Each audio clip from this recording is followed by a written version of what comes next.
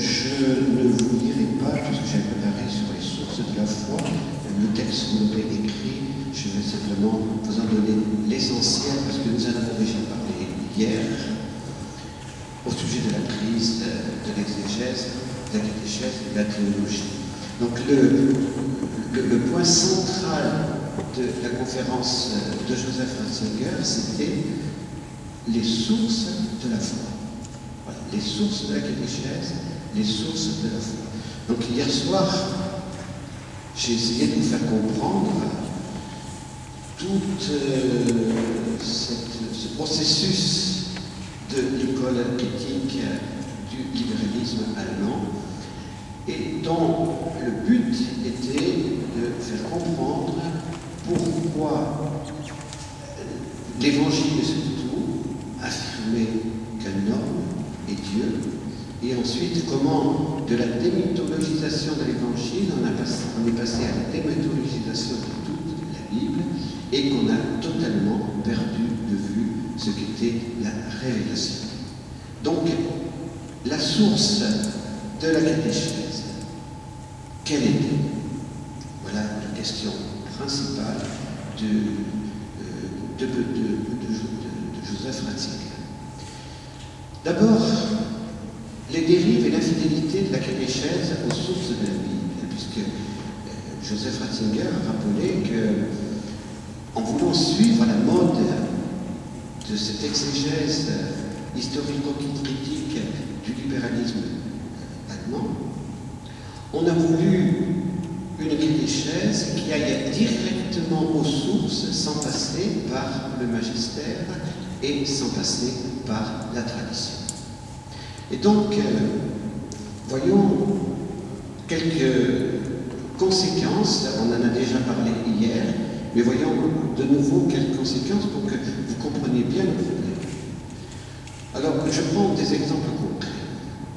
Un grand nombre d'exégètes, encore aujourd'hui, suit toujours la théorie du Père Dupont, présentée comme une certitude. Jésus n'aurait proclamé que 4 béatitudes. Alors pourquoi n'aurait-il proclamé que 4 béatitudes? Parce qu'on dira la source première, ce n'est pas Matthieu, c'est Luc. Il n'y a que 4 béatitudes et 4 malédictions. Donc c'est ici que nous avons notre source. Les 4 autres alors ont été la création littéraire de multiples rédacteurs notaires. Deuxième exemple.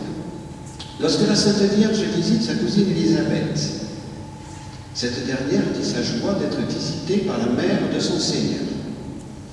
Conclusion d'un très grand nombre d'exégètes, je ne voudrais pas dire de l'unanimité, mais d'un très grand nombre, il est impossible qu'Élisabeth ait pu dire cela avant la résurrection. Donc, source, on peut dire, de cette phrase, pourquoi la mère de mon Seigneur est jusqu'à moi, et bien on dira c'est telle communauté lucanienne qui a mis sur les lèvres d'Élisabeth sa propre profession de foi après Pentecôte. Troisième exemple. La profession de foi de Pierre à Césarée de Philippe, chez Matthieu au chapitre 16. Tu es le Christ, le Fils du Dieu vivant. Si l'on compare Matthieu avec Marc, on s'aperçoit que chez saint Marc, il n'y a pas tu es le Fils du Dieu vivant. Donc, on va en conclure, c'est la source de Marc qui est la plus ancienne. La communauté mathéenne a ajouté à la confession de Pierre le Fils du Dieu vivant. Beaucoup de paroles de Jésus chez Jean ne sont rapportées que dans cet évangile. Beaucoup d'exégètes demandent d'user de la plus grande prudence avant de les attribuer à Jésus, car ces paroles viennent de Jean le théologien. Mais attention, pour ces exégètes, ce Jean n'est pas Jean l'apôtre. Vous seriez très simpliste de penser que c'est Jean l'apôtre. Mais je crois que c'est Jean l'apôtre. Voilà, je le précise. Rappelons-nous ce que nous avons dit hier sur la crise de l'exégèse. Les protestants libéraux ont démythologisé les évangiles. Cette entreprise a été faite avec soi-disant de tels critères scientifiques que de nombreux exégètes catholiques non seulement n'ont pas eu le courage de s'y opposer, mais l'ont même adopté en partie. L'expression utilisée par Benoît XVI le 10 juin dernier, le fantôme de la scientificité, décrivait bien cette vraie réalité. Des exégètes catholiques ont été bien imprudents en adoptant des conclusions de l'école protestante et libérale qui contredisaient la tradition. Le résultat de la démythologisation de l'écriture est catastrophique.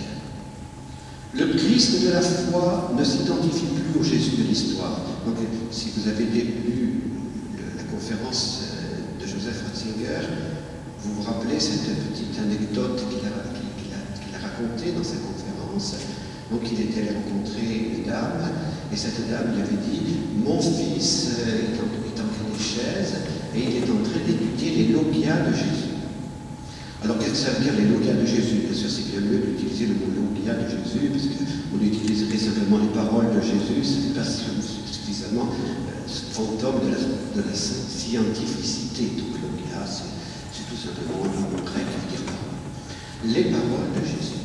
Et alors, dans sa catéchèse, eh bien, on l'a fait étudier ce qui était vraiment les paroles de Jésus.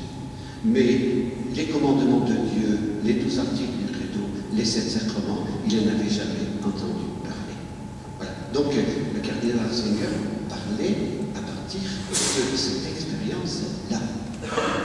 Et alors, si l'Évangile ne me donne pas les paroles de Jésus, c'est là la difficulté.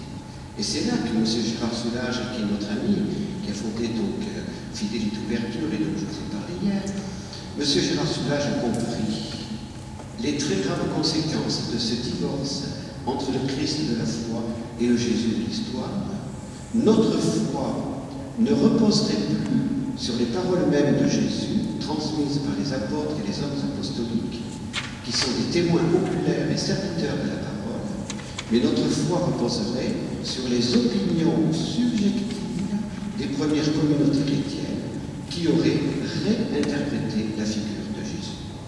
Et donc, comme le disait Serge Geneviève tout à l'heure, la communauté chrétienne donc, nous aurait donné sa foi subjective, saint Thomas d'Aquin nous aurait donné la sienne, ensuite le concile de Trente nous aurait donné une autre, le concile Vatican II aussi, et donc il faut que chacun de nous fassions une création de notre propre foi. Voilà où nous en sommes, et voilà où cette imprudence de lecture de la Bible, coupée de la tradition et du magistère,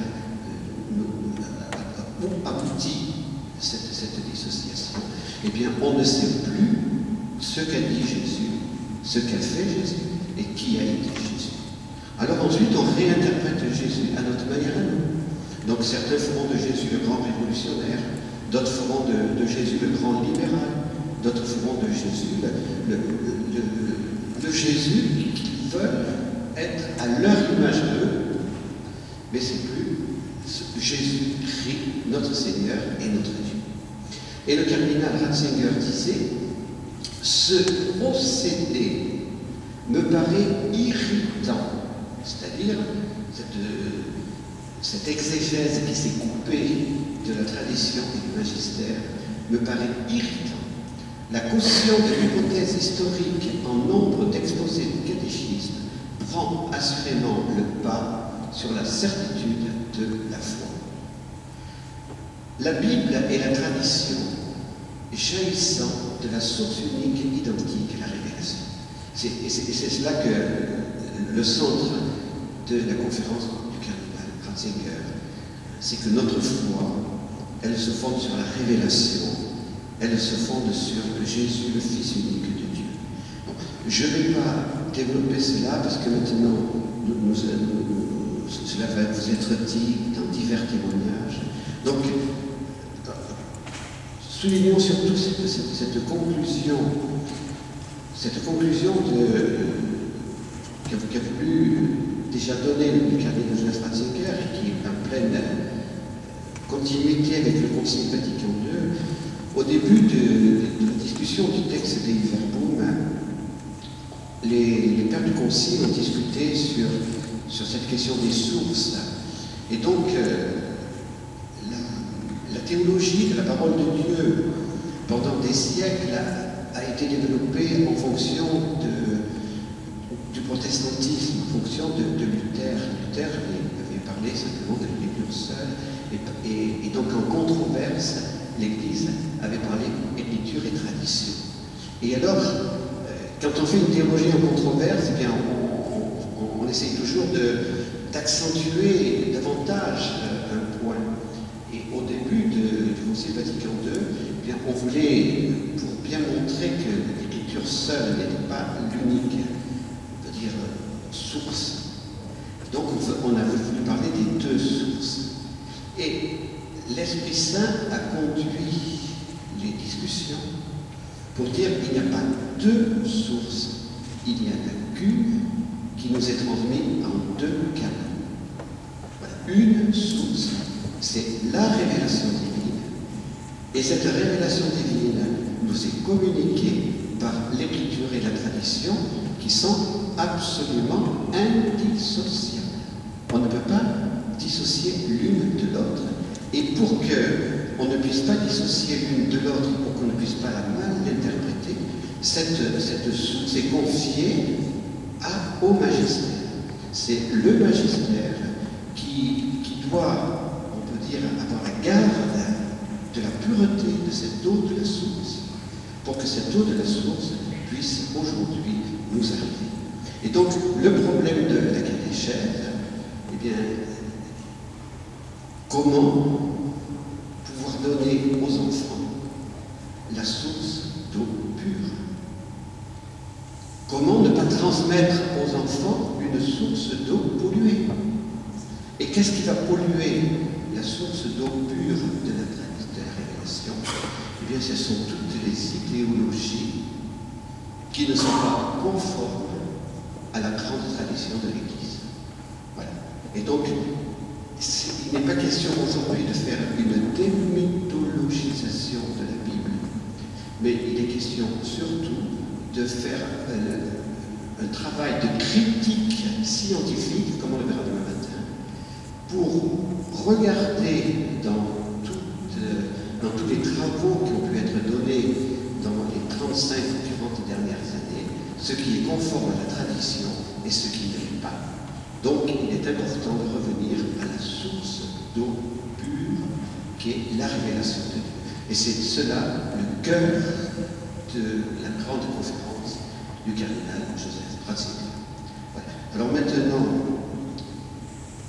Philippe et Isabelle Savon vont nous témoigner comment cette source de la parole de Dieu agit dans leur propre vie de famille.